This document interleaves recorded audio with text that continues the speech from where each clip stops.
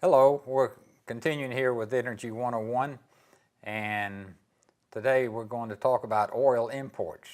We've talked about the resources that we're using in fossil fuels to fuel our energy needs, oil, gas, and coal, and we just finished with oil and how much we use, but we need to look a little closer at the oil imports because that's one of the biggest reasons that you see energy in the news a lot is the impact of the oil imports that we're using.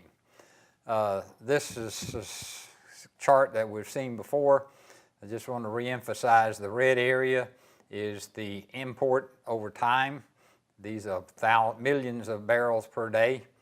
And you can see the yellow is the lower 48 oil production in barrels per day versus years, and the purple is the Alaska production. And we fortunately turned up here in 2009 and beginning to come up. Our demand is coming up though, also a little bit. And this is the import trend itself. And it has dropped, that you hear significant news about. It's dropped from about 10 million barrels a day down to about 9 million barrels per day on our oil imports. You might be surprised that it hasn't dropped more than that when you hear about all the new oil production coming out of North Dakota, for instance, and oil sands and tar sands and things. But there's a big reason why our imports are not going down more than what this graph shows. And that is because existing wells decline their production about 6% every year. So we're producing about 7 million barrels a day, so 6% of that's 400,000 barrels a day that existing wells are decreasing in their production. So to stay in the same place, to produce the same amount of oil, we have to find and get new producing wells of 400 to 500,000 barrels a day every year just to keep our oil production in this country the same.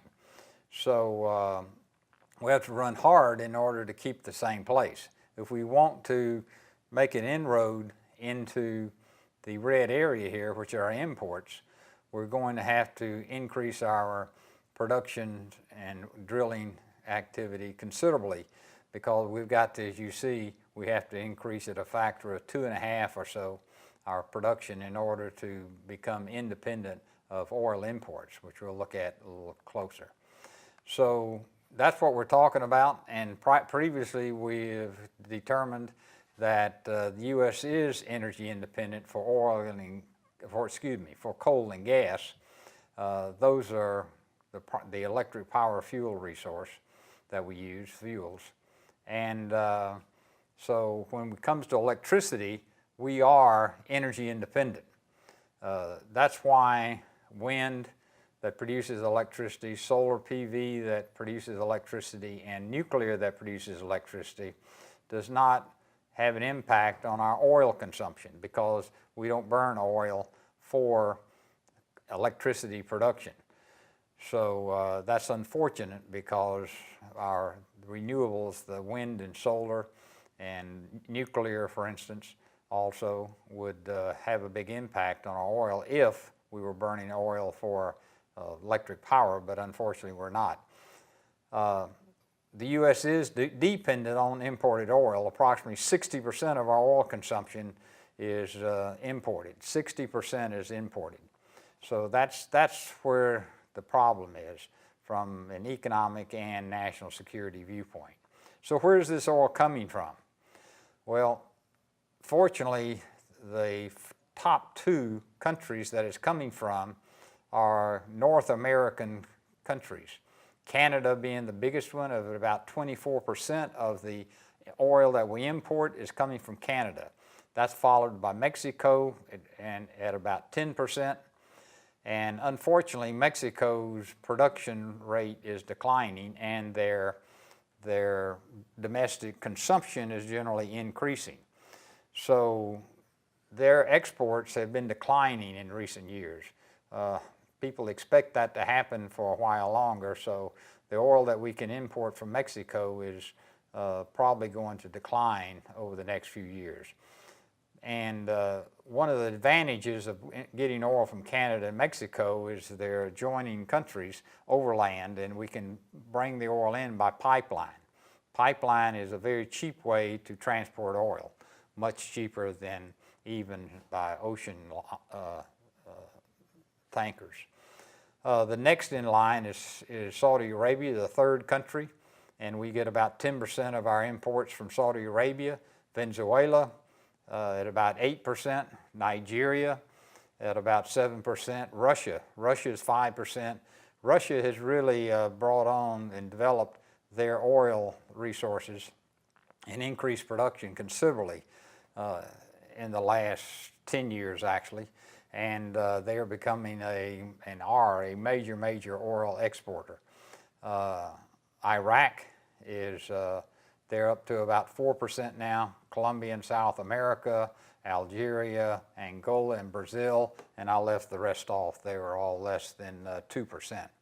So you can see the main countries that we are depending on for our oil imports, which is about 60% of what we use. But Canada and Mexico we don't view as a major problem with those imports, and probably rightfully so.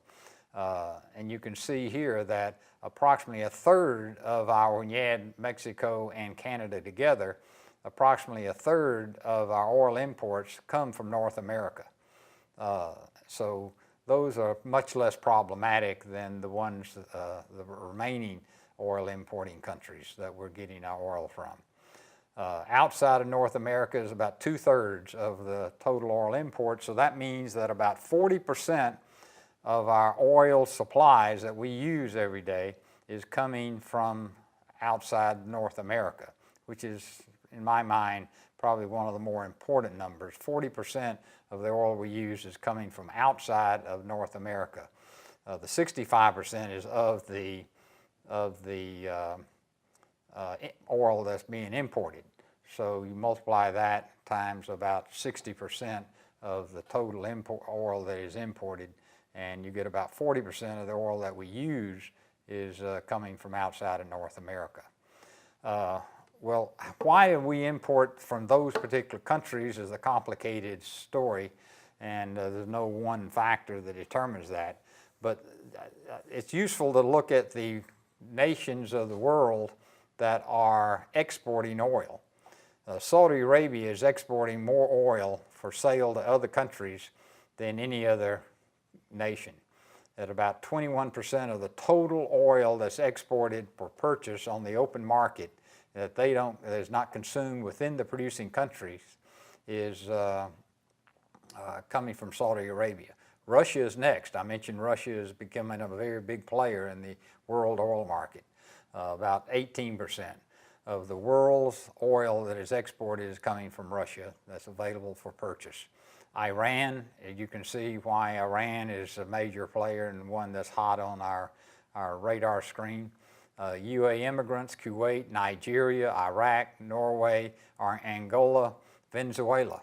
Venezuela with Chavez we don't have a very friendly situation with that country. So there are a lot of countries on here that are not necessarily our best friends.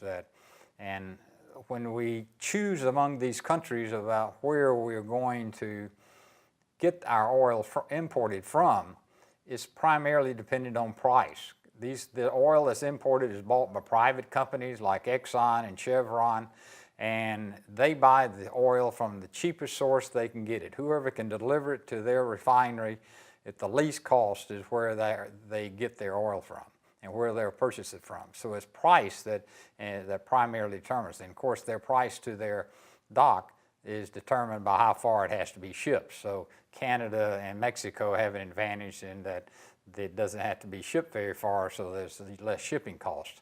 So that helps them and hurts the countries that have to ship it by ocean tanker.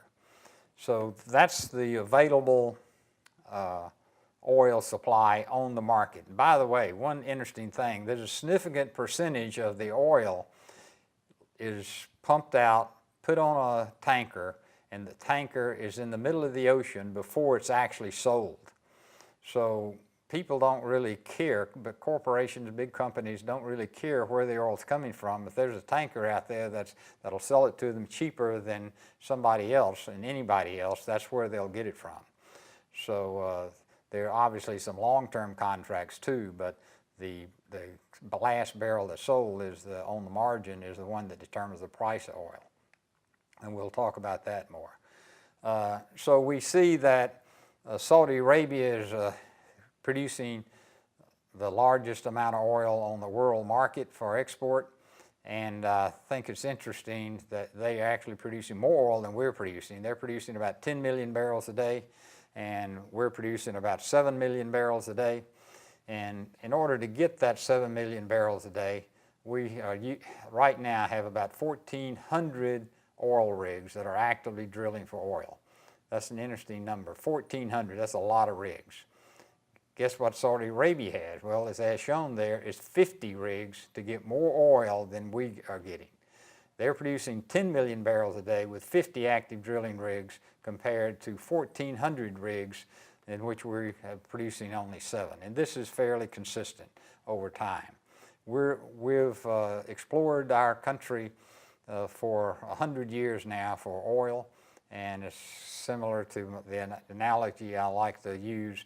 It's like you got it's like you got volleyballs and ping pong balls buried in the sand on the beach, and each one of them has oil in it, and you go around with a stick looking for oil, and you're going to find the volleyballs first. And when you find one, it's going to have a lot of oil.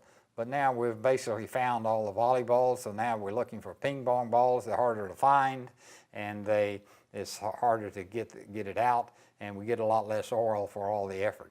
So that's why we have so many rigs that actively looking for oil. So we are trying. It's not for the lack of trying. So conclusions, the U.S. imports are about 40% of oil from outside North America. Much of this oil comes from unfriendly, unstable countries. And the issues are economic impact of that imported oil. That's $1 billion a day of imported oil. We're sending $1 billion a day out of this country for oil. That's a huge economic impact, has impact on jobs, on the economy, on people's personal bank account, etc. And the other one is, of course, national security. And we learned about that in spades in the 70s when OPEC decided to embargo us and wouldn't sell us any oil. And I lived through that, and it wasn't a very good time, because when we just don't have any alternatives when people won't sell us oil and we can't get enough. We really don't have any short-time alternatives to trying to solve that problem. Thank you.